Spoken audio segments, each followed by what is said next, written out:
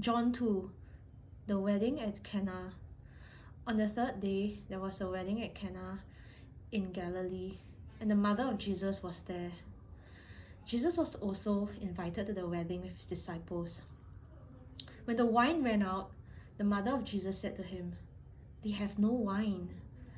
And Jesus said to her, "Woman, what does this have to do with me?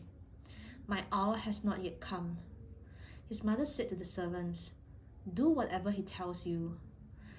Now there were 6 stone water jars there for the Jewish rites of purification, each holding 20 or 30 gallons. Jesus said to the servants, "Fill the jars with water." And they filled them up to the brim. And he said to them, "Now draw some out and take it to the master of the feast." So they took it.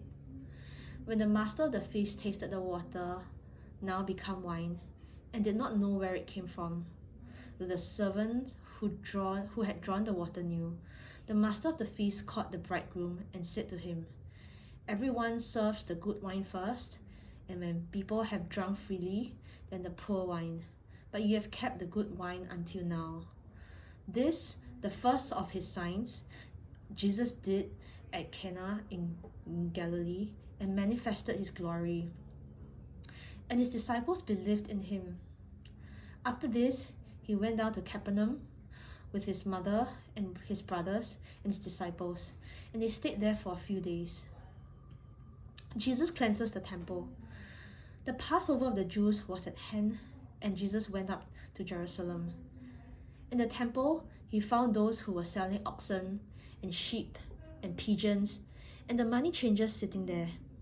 And making a whip of cords, he drove them all out of the temple with the sheep and oxen.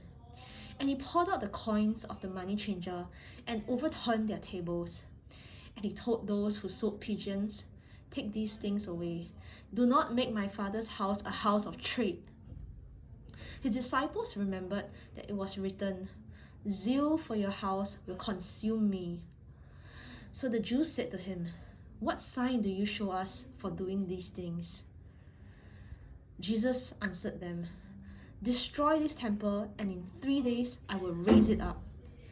The Jews then said, "It has taken 46 years to build this temple, and will you raise it up in 3 days?"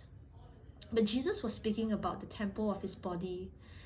When therefore he was raised from the dead, his disciples remembered that he had said this, and they believed the scripture and the word that Jesus had spoken.